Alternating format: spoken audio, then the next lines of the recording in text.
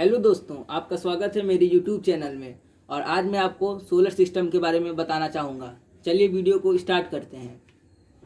दोस्तों ये देखिए सोलर सिस्टम की इमेज आप लोग देख रहे हैं। दोस्तों प्लैनेट्स को 2 ग्रुप्स में डिवाइड किया गया है। पहला ग्रुप है इनर प्लैनेट का, दूसरा ग्रुप है आउटर प्लैनेट का। चलिए बात करते हैं इन दोनों के बारे में। देखिए दोस्तों, आपको सोलर सिस्टम दिखाई पड़ रहा है। इसमें एस्ट्रॉइड बेल्ट, बीच में आपको जुपिटर और मार्स के बीच में एस्ट्रॉइड बेल्ट दिखाई पड़ रही है, जो इनर प्लैनेट और आउटर प्लैनेट को डिवाइड करती है। दोस्तों इनर प्लैनेट क्या होता है, मैं इसके बारे में बताना चाहूँगा। इनर प्लैनेट को टेरेस्ट्रियल प्लैनेट के नाम से जाना जाता है, क्योंकि यह सब अर्थ जैसे हैं। इनर प्लैनेट की जो प्लैनेट की डेंसिटी होती है वह बहुत अधिक होती है। इनर प्लैनेट रॉक्स और मेटल्स के द्वारा बनते हैं। इनर प्लैनेट का एग्जाम्पल है मरकुरी, वीनस, अर्थ और मार्स। आउटर प्लैनेट को जोवियन और जायंट प्लैनेट के नाम से जाना जाता है, क्योंकि यह सब जुपिटर की भांति होते हैं। जो आउटर प्लैनेट की डेंसिटी बहुत ही कम होती है। आउटर प्लैनेट गैसेस और डस्ट पार्टिकल की मदद से फॉर्म हुए हैं। आउटर प्लैनेट के एग्जाम्पल हैं Jupiter, Saturn, Uranus and Neptune. दोस्तों वर्ड सोलर के बारे में बात करते हैं। सोलर का मतलब होता है कोई भी वस्तु जो कि सन से रिलेटेड हो। आपके एग्जाम्पल में आपको बताना चाहता हूँ। जिस प्रकार सोलर पैनल एक डिवाइस होता है जो सूर्य की किरण से इलेक्ट्रिसिटी बनाता है। यह वर्ड सोलर इसमें आगे लगा है, जो कि दर्शाता है कि यह चीज़ सोलर से रिलेटेड है। आगे बढ़ते हैं दोस्तों हमारे सौरमंडल में 8 ग्रह हैं। चलिए आगे बढ़ा जाए। दोस्तों पहला ग्रह है मरकुरी, दूसरा है वीनस, तीसरा है अर्थ, चौथा है मार्स, पांचवा है जुपिटर, छठा है सैटर्न, सातवां है यूरेनस और आठवां है नेपच्यून। दोस्तों आप इन सभी प्लैनेटों का रोटेशन देख रहे हैं। जिस प्रकार अर्थ घूम रही है वेस्ट से ईस्ट की तरफ, वीनस घूमता है वेस्ट से वेस्ट की तरफ घूमता है, ईस्ट टू वेस्ट घूमता है। और दोस्तों आप सभी प्लैनेट्स के रोटेशन देख रहे हैं। चलिए आगे बढ़ते हैं। दोस्तों यह एक डायग्राम है सोलर सिस्टम का। दोस्तों सन की इमेज आ चुकी है हमारे सामने। चलिए बात करते हैं सन के ऊपर। सन एक स्टार है और यह एक ultimate source of the energy है। यह सभी ग्रहों को पावर देता है, एनर्जी फॉर्म प्रोवाइड करता है, और जो कि एनर्जी सोलर एनर्जी होती है। सन रेज को अर्थ में आने के लिए 8 मिनट्स 16.6 सेकेंड्स का टाइम लगता है। हम लोग सन को हेलीस्कोप द्वारा देख सकते हैं। सन जो है दोस्तों वो हाइड्रोजन और हीलियम जैसी गैसेस के द्वारा फॉर्म हुआ है, और सन अपनी एनर्जी को न्यूक्लियर फ्यूज़न द्वारा क्रिएट करता है। चलिए दोस्तों आगे बढ़ते हैं, प्लैनेट के बारे में बात करते हैं।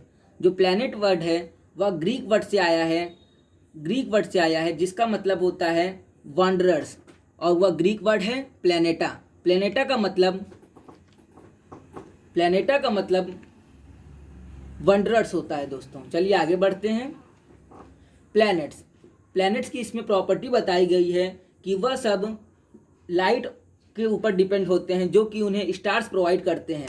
They are depend upon the light of the stars.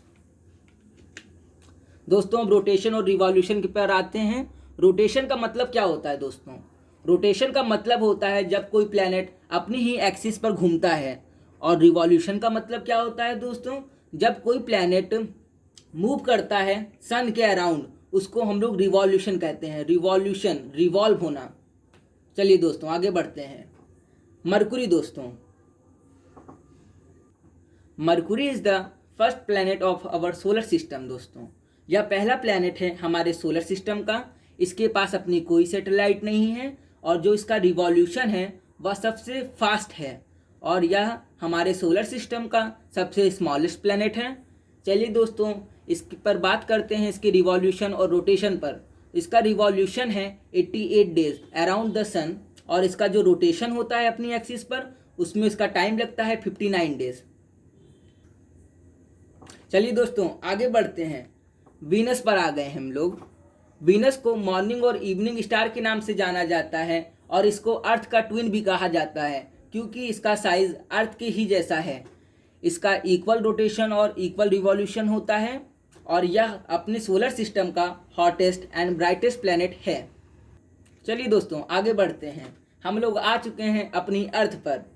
अर्थ हमारा होम प्लैनेट है। अर्थ को ब्लू प्लैनेट के नाम से जाना जाता है क्योंकि इसका 3/4 पोर्शन वाटर से कवर है। अर्थ की जो दोस्तों डेंसिटी है वह सबसे अधिक है प्लैनेट्स में और इसके पास अपनी वन नेचुरल सैटेलाइट है जिसका नाम मून है। दोस्तों अर्थ का शेप क्या होता है? अर्थ का शेप जियोइड या ऑब्लेट होता है। दोस्तों अर्थ पर बायोस्फीयर है जिसमें लाइफ संभव है। दोस्तों अब अर्थ के रिवॉल्यूशन और रोटेशन पर बात करते हैं। दोस्तों अर्थ का रिवॉल्यूशन है around the sun 365 days and 1/4 hours और इसका रोटेशन है ऑन इट्स एक्सिस 24 आवर्स। दोस्तों हम लोग आगे बढ़ते हैं, मून की तरफ चलते हैं हम लोग। दोस्तों मून पृथ्वी का एकमात्र सैटेलाइट है। इसका साइज 1/4 है अपने अर्थ का। दोस्तों स्टडी ऑफ द मून को सेलेनोलॉजी कहते हैं। इसका ग्रेविटेशनल पुल 1/6 है। दोस्तों हम लोग मार्स पर आ चुके हैं। दोस्तों Mars is the 4th planet of our solar system and the last planet of our inner planet. Mars is known as the red planet. इसके पास अपनी 2 सैटेलाइट्स हैं, फोबोस और डिमॉइस, और इसका वन रोटेशन अपनी एक्सिस पर 1 दिन के बराबर होता है। चलिए दोस्तों बात करते हैं एस्ट्रॉयड के बारे में। एस्ट्रॉयड टीनी पार्टिकल होते हैं जो हमारे प्लैनेट्स के अराउंड मूव करते हैं। आप लोग एस्ट्रॉयड बेल्ट को इसमें देख सकते हैं। दोस्तों आप जुपिटर और मार्स के बीच में एक एस्ट्रॉयड बेल्ट देख रहे हैं जो कि हमारे प्लैनेट्स को इनर और आउटर प्लैनेट के रूप में डिवाइड करती है और ये एस्ट्रॉयड बेल्ट जुपिटर और मार्स के बीच में मिलती है। चलिए दोस्तों आगे बढ़ते हैं। अब हम लोग 5th प्लैनेट पर आ गए हैं जिसका नाम है जुपिटर। दोस्तों यह हमारे आउटर प्लैनेट का पहला प्लैनेट है और दोस्तों यह अपने सोलर सिस्टम का सबसे ज़्यादा बिगेस्ट प्लैनेट है।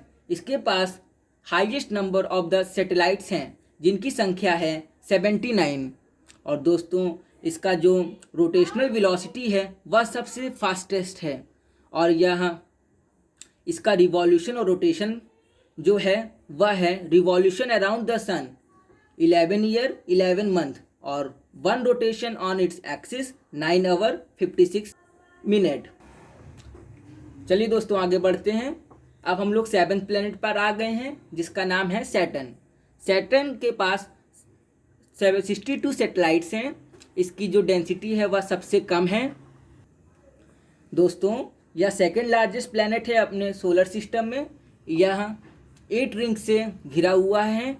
इसके पास जो सबसे इम्पॉर्टेंट सैटेलाइट है उसका नाम है टाइटन। इसका रिवॉल्यूशन है around the sun 29 years 5 months और जो इसका रोटेशन है वह है 9 आवर 56 मिनट। चलिए दोस्तों आगे बढ़ते हैं। यूरेनस पर आते हैं। यूरेनस को ग्रीन प्लैनेट के नाम से जाना जाता है क्योंकि इस ग्रह पर मीथेन बहुत अधिक मात्रा में पाई जाती है। इसके पास कुल 27 सैटेलाइट्स हैं और यह एक कोल्ड प्लैनेट है। दोस्तों अब हम लोग लास्ट प्लैनेट पर चल रहे हैं जिसका नाम है नेपच्यून। यह सबसे ज़्यादा दूरी पर स्थित है और इसको ग्रीनिश स्टार के नाम से जाना जाता है और इसका रिवॉल्यूशन बहुत ही स्लो है कंपेयर टू ऑल प्लैनेट्स। इसके पास की सैटेलाइट्स हैं टोटल 14 और इसकी इम्पॉर्टेंट सैटेलाइट्स का नाम है ट्रिटॉन और नेरेड। इसका रिवॉल्यूशन है अराउंड द सन 84 ईयर्स और इसका जो रोटेशन है वह है अपनी एक्सिस पर 17 आवर्स 14 मिनट। चलिए दोस्तों आगे बढ़ते हैं। प्लूटो पर आते हैं। प्लूटो को 6 में इंटरनेशनल एस्ट्रोनॉमिकल यूनियन ने डिसाइड किया कि प्लूटो को ग्रहों की श्रेणी में नहीं रखा जाएगा। इसका 2 कारण था। पहला कि यह जो प्लूटो की ऑर्बिट है वह दूसरे ग्रह की ऑर्बिट को इंटरसेप्ट करती है, लाइक नेपच्यून। आगे बढ़ते हैं दोस्तों।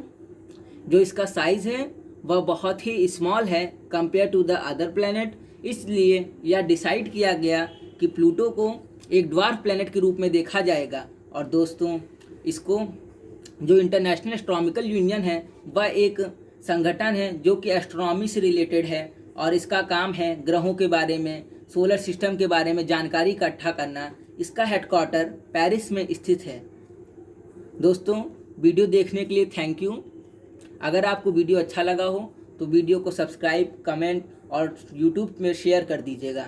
और मैंने आपको बहुत ही सिंपल तरीके से सोलर सिस्टम का अच्छा सा ब्यौरा दिया है।